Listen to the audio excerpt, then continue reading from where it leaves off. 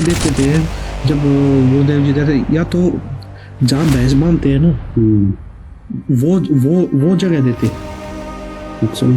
करना है तो यहाँ कीजिए पाठ अपना, जो भी करना चाहते हो एक तरफ करो, या फिर जहाँ पर अपना तूड़ा डलता है यानी कि पशुओं का चारा डलता है वो वाली जगह देते। अच्छा। गुरुदेव जी को गाँव में शरारती तत्व होते हैं, वो क्या करते हैं, गुरु जी सत्संग कर रहे हैं बाहर बैठे भाई आंगन में बाहर, तो क्या करते हैं शरारती तत्व ऊपर से पत्थर फेंकते। अच्छा। शरारती तत्व पत्थर फेंकते। गुरुदेव जी 70 से 75% अपनी सैलरी से दान करते थे गुरुदेव जी। ओहो। अच्छा। 70-75% दान करते थे गुरुदेव जी अपनी सैलरी से। वो कैसे, इस घर घर जाकर सत्संग करते थे, उनको समझाते, नाम दीक्षा देते। और सत्संग जब सत्संग करते थे, शुरुआती दौर था सत्संग करते थे, एक घर में चले गए वहां पर सत्संग करते। और गुरुदेव जी संत गरीबदास जी महाराज जी द्वारा लिखित अमर ग्रंथ साहिब, उसका 3 दिन का पाठ भी करते थे। जब 3 दिन का पाठ करते थे तो जब स्टार्टिंग की, आपको स्टार्टिंग की बता रहा हूं मैं, शुरुआत में क्या होता था कि पूरे परिवार में एक ने नाम उपदेश ले रखा। जी जी। अब उनके पाठ करना या सत्संग करना, तो वहां पर जाते थे तो परिवार के सारे सदस्य नाराज कि हम सत्संग नहीं होने देंगे, पाठ नहीं करने देंगे। उनका विरोध, उनको जाके समझाते भाई पाठ करने से ये लाभ होंगे, पाठ करने से तुम्हारे घर में लाभ होंगे, बरकत होगी, ये यज्ञ होते हैं, 5 यज्ञ होंगे आपके घर में, और इन्हीं यज्ञों से आपको लाभ होगा। तो ये चीजें समझाते। 1-2 समझता नहीं समझता तो वो क्या करते, चल एक्सेप्ट हो जाता, ठीक है कर लो। तो वो क्या देते थे जब गुरुदेव जी देते, या तो जहाँ भैंस बांधते हैं ना वो जगह देते। अच्छा। करना है तो यहाँ कीजिए पाठ अपना, जो भी करना चाहते हो एक तरफ करो, या फिर जहाँ पर अपना तूड़ा डलता है यानी कि पशुओं का चारा डलता है वो वाली जगह देते। अच्छा। गुरुदेव जी को स्टार्टिंग का संघर्ष था, कोई समझ नहीं पाता, इन चीजों को समझ नहीं रहा था गुरुदेव जी क्या बताना चाहते हैं, संत रामपाल जी महाराज क्या चीज बताना चाह रहे हैं, क्या चीज देना चाह रहे हैं। तो परिवार का एक सदस्य नाम ले रहा था तो ऑटोमेटिक संघर्ष होना था। बाकी के अगर 6 सदस्य है तो 5 नाराज। तो ऐसी जगह देते थे। तो वहां पर गुरुजी अपने हाथों से जाले उतारते, अपने हाथों से पानी से सफाई करते। और काफी जगह कच्चे मकान होते, तो वहां पर खुद वो करना, सफाई करना, लिपवाना, सारी चीजें करनी। और वहां पर दरबार साहब सजाना, तखत लेके आए किसी पड़ोसी का मांग कर, अच्छा, उसके ऊपर मंजी साहब लगाना, उसके ऊपर रुमाले ढकना, उसके ऊपर दरबार साहब सजाना, पूरा गुरुजी अपने हाथों से करते थे। और उसके बाद जो 10-20-30 श्रद्धालु होते वो बाद में आते, तो वो भी साथ लग के सेवा करते वहाँ। तो क्या था, या तो वहां देते या फिर ऊपर कमरा होता है, हरियाणा भाषा में चौबारा बोलते हैं, मकान के ऊपर कोई भी कमरा है वो देते थे कि एक तरफ रहो वहां, वहीं से आओ वहीं से जाओ। यानी कि ऐसा वो करते थे कि गुरुदेव जी तो उनको समझाना चाह रहे थे, उनके घर में बरकत इन उद्देश्य से लगे हुए थे, उनके घर में बीड़ी सिगरेट मांस तंबाकू छूटे हैं, उनके घर में लाभ हो। लेकिन वो एक दूसरी दृष्टि से देखते थे कि उनकी भी गलती नहीं है, उनको भी ज्ञान नहीं था भक्ति का। उन्होंने ये चीजें देखी नहीं, कभी समाज ने ये चीजें देखी नहीं कि घर में भी इतने लाभ होते हैं, बीड़ी सिगरेट मांस तंबाकू सारी चीजें छूटती है इस ज्ञान से, गुरुजियों के सत्संग के, गुरुजियों के ज्ञान के आधार से। तो क्या हुआ, तो गुरुदेव जी सत्संग करते, फिर सत्संग करते ना समझाते, तो पारिवारिक सदस्य यहाँ नहीं दूर बैठ के देखते। अच्छा।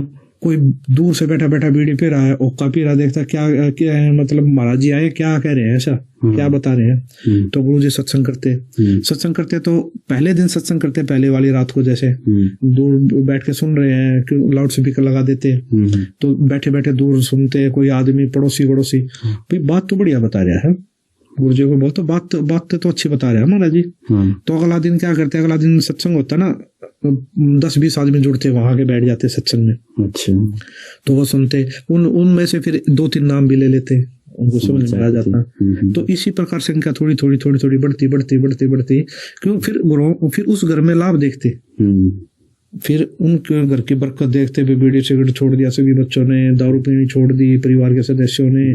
उसके बाद घर में इनको इतना लाभ हो रहा है, इतने जो घर में जो बीमारियां थी वो सब ठीक हो गई। किसी प्रकार की कोई कैंसर की बीमारी है या कोई भी भयंकर से भयंकर बीमारी, वो सारी ठीक हो रही है। तो ये लाभ देखकर जगत के लोग बहुत जुड़ने लगे कि भाई महाराज जी आए थे, सत्संग किया और आते हैं ये, इन्होंने संत रामपाल जी महाराज से नाम दीक्षा ले रखी है। तो जगत के जो लोग थे वो बहुत ज्यादा जुड़ने लगे, वो भी पाठ करवाने लगे आहिस्ता आहिस्ता आहिस्ता। तो ये चीजें काफी मतलब ये चीजें चली स्टार्टिंग में। तो ये चीजें चलने के बाद गुरु जी के फिर हजारों में संख्या हुई, भक्तों के नाम दीक्षा ले, फिर लाखों में संख्या होगी, आज करोड़ों में संख्या है गुरु जी। बिल्कुल।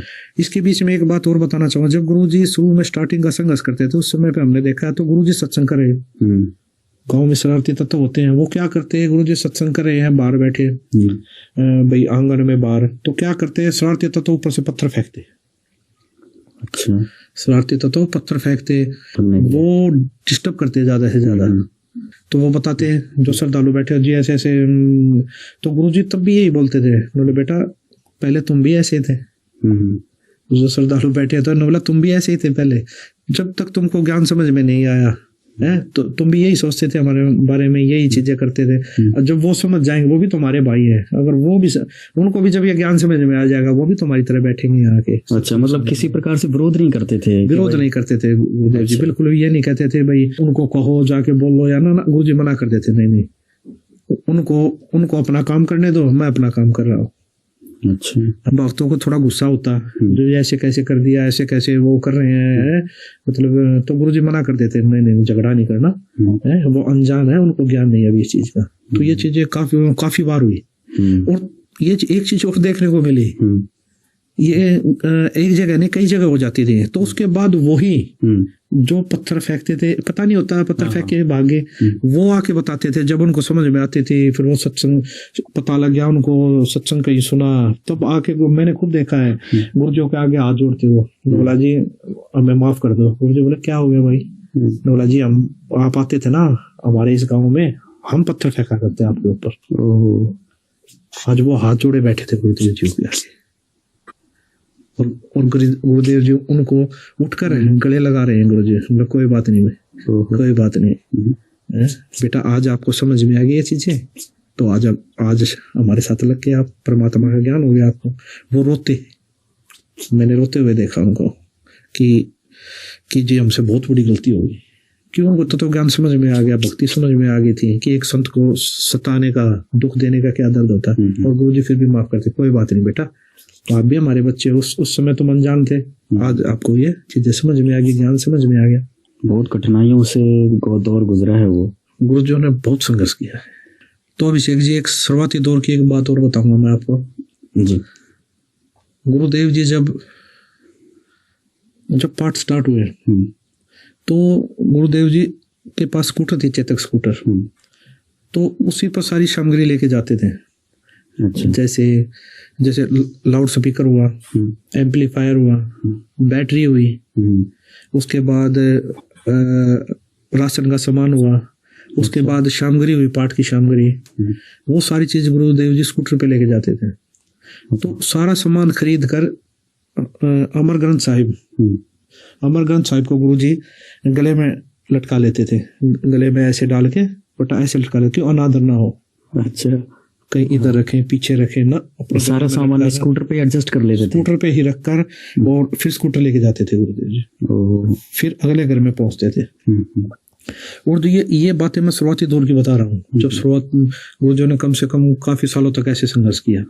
तो ये चीजें क्या थी उस समय जब गुरुदेव जी लेके जाते थे, स्कूटर लेके पहुंच गए भाई, तो एक नया भगत जहाँ पाठ होता हुआ आता, तो वहाँ गुरुदेव जी उसके ऊपर ज्यादा खर्च नहीं होने देते थे।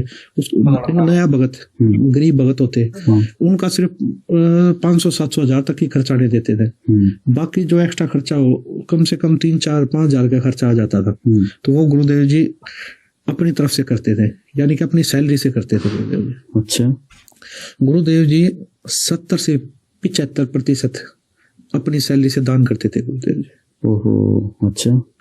70-75% दान करते थे गुरुदेव जी अपनी सैलरी से। वो कैसे? इस प्रकार सारा खर्चा गुरु जी करते थे। उनका सिर्फ 500-700 हजार, वो किस लिए कि एक बार जुड़ जाएंगे, एक बार इनके घर में लाभ होने लग जाए। परमात्मा का भी विधान है कि कुछ करोगे तभी पाओगे। तो एक बार शुरुआत गुरुदेव जी करवाना चाहते थे इस चीज से। मतलब धार्मिक क्रियाओं को करने के लिए, धर्म बढ़ाने के लिए -0 से शुरू किया हुआ। -0 से तो उनके घर में बरकत होती, यानी कि लाभ चालू हो जाते हैं।